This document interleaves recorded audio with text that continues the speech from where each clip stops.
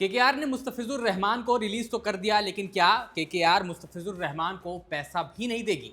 जबकि खुद केकेआर ने रहमान को ऑक्शन में 9 करोड़ 20 लाख की रकम में खरीदा और रहमान अपने मन से आईपीएल से जा भी नहीं रहे हैं। उनको तो खुद बीसीसीआई ने केकेआर को बोलकर आईपीएल से बाहर करा दिया। अब इसमें मुस्तफिजुर रहमान की क्या गलती? दोनों देशों के बीच जो भी हालात चल रहे हैं जिसकी वजह से मुस्तफिजुर को अपने आईपीएल कॉन्ट्रैक्ट से हाथ धोना पड़ा है, वो तो बिल्कुल राजनीतिक मसले पर हुई चीज है। तो इसका नुकसान मुस्तफिजुर क्यों उठाएं? एक खिलाड़ी के इंडिविजुअल लेवल पर ये तो उसका बड़ा नुकसान है। चलिए मान लेते हैं कि अगर मुस्तफिजुर खुद से अपना नाम आईपीएल से वापस लेते तो उन्हें पैसा नहीं मिलना चाहिए, लेकिन यहाँ तो ये केस ही बिल्कुल अलग है और पेचीदा भी है। तो केकेआर और मुस्तफिजुर रहमान के बीच क्या है पूरा फाइनेंस का मामला, आइए आज आपको बताते हैं। आईपीएल 2026 के ऑक्शन में केकेआर ने मुस्तफिजुर को 9.20 करोड़ रुपए में खरीदा।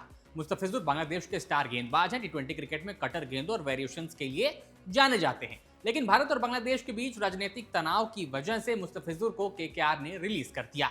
इसके बाद बांग्लादेश में आईपीएल का प्रसारण बंद करने का फैसला किया गया और टी20 वर्ल्ड कप के मैच भारत से श्रीलंका शिफ्ट करने की मांग, जिसको आईसीसी ने साफ मना कर दिया कि ऐसा नहीं होगा। अब यहां से कहानी इंटरेस्टिंग मोड़ लेती है पैसे के मामले में। बांग्लादेश क्रिकेट बोर्ड ने मुस्तफिजुर का एनओसी नो ऑब्जेक्शन सर्टिफिकेट वापस ले लिया। पहले समझिए कि ये एनओसी आखिर है क्या। एक ऑफिशियल डॉक्यूमेंट होता है जो किसी खिलाड़ी को उसके अपने देश के क्रिकेट बोर्ड से मिलता है अगर किसी खिलाड़ी को कहीं बाहर जाकर किसी विदेशी लीग में हिस्सा लेना है। तो आईपीएल में विदेशी खिलाड़ी को खेलने के लिए ये एनओसी जरूरी होता है, क्योंकि बोर्ड को यह सुनिश्चित करना होता है कि खिलाड़ी का कोई डोमेस्टिक टूर्नामेंट या नेशनल ड्यूटी से कोई क्लैश नहीं है और वो बिना किसी ऑब्जेक्शन के विदेशी लीग्स में अपनी टीम के साथ खेल सकता है। यानी एक मंजूरी जो खिलाड़ी का बोर्ड उसे देता है। बिना एनओसी के खिलाड़ी आईपीएल में नहीं खेल सकता और फ्रेंचाइजी उसे साइन भी नहीं कर सकती।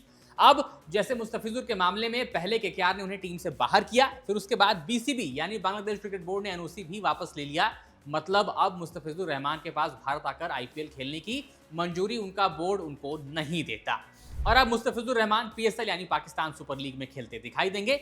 इसकी कंफर्मेशन पीएसएल के सोशल मीडिया पर दी गई है। खैर, भारत में हम पीएसएल का एक्स अकाउंट नहीं देख सकते, लेकिन रिपोर्ट्स ऐसा बता रही हैं। अब आईपीएल के कॉन्ट्रैक्ट रूल्स समझते हैं।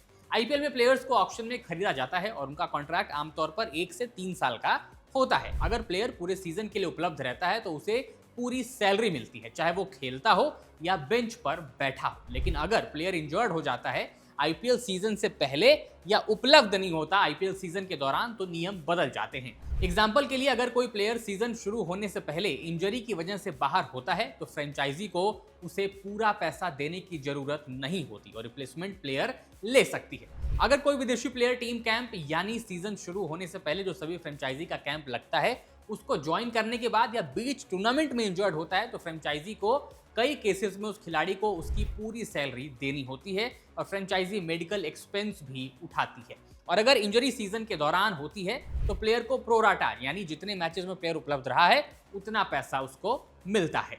अब मुस्तफिजुर की एक यूनिक सिचुएशन है। वो ऑक्शन के बाद साइन कर चुके थे लेकिन रिलीज हो गए बीसीसीआई के ऑर्डर से। ये इंजरी नहीं है बल्कि पॉलिटिकल टेंशन की वजह से है। इंडियन एक्सप्रेस में छपी खबर के मुताबिक खिलाड़ी आमतौर पर फ्रेंचाइजी के साथ कॉन्ट्रैक्ट साइन होने के बाद खुद इंश्योरेंस ले लेते हैं। अगर वो इंजरी की वजह से भारत नहीं आ पाते और आईपीएल नहीं खेल पाते तो अपनी इंश्योरेंस पॉलिसी के हिसाब से उन्हें सैलरी का कुछ हिस्सा मिल जाता है। लेकिन मुस्तफिजुर के इस मामले में उन्हें इंश्योरेंस से कोई पैसा भी नहीं मिलेगा, क्योंकि ये तो इंजरी नहीं बल्कि पॉलिटिकल वजहों से हुआ है। लेकिन अब वो बात अलग है कि उन्होंने खास तौर पर अपने कॉन्ट्रैक्ट में कोई स्पेशल क्लॉज नहीं चुना है, क्योंकि कॉन्ट्रैक्ट डिटेल्स एक निजी दस्तावेज हैं जो सिर्फ खिलाड़ी और फ्रेंचाइजी के बीच या थर्ड पार्टी के पास होती हैं। अब जब ये इंजरी नहीं बल्कि दूसरी वजह है तो उन्हें इंश्योरेंस क्लेम भी नहीं मिलेगा अगर उन्होंने इंश्योरेंस लिया है तो। लेकिन अब इस केस में इंश्योरेंस की नौबत बाद में आएगी। पहले तो वो केकेआर को ये भी बोल सकते हैं कि मैंने खुद से जाने का फैसला तो नहीं किया, या आपको ये भी नहीं बोला कि आप मुझे रिलीज कर दीजिए, ये तो आपने खुद किया। इस केस में पहले आईपीएल का नियम समझिए। अगर टीम खुद खिलाड़ी को कॉन्ट्रैक्ट पूरा होने से पहले रिलीज करने का फैसला करती है तो उसे खिलाड़ी को पूरे कॉन्ट्रैक्ट की यानी जितने साल तक का कॉन्ट्रैक्ट है उसका पूरा पैसा देना पड़ता है। अब कॉन्ट्रैक्ट 1 साल का हो, 2 साल का हो या 3 साल का हो, यानी टीम की तरफ से रिलीज करने पर खिलाड़ी को बाकी की सैलरी मिल जाती है। लेकिन अगर खिलाड़ी खुद रिलीज मांगता है तो टीम को पैसा देने की जरूरत नहीं है। लेकिन मुस्तफिजुर का ये केस अब बांग्लादेश क्रिकेट बोर्ड ने खुद से जाने अनजाने में प्रतिक्रिया देने के चक्कर में कमजोर कर दिया है।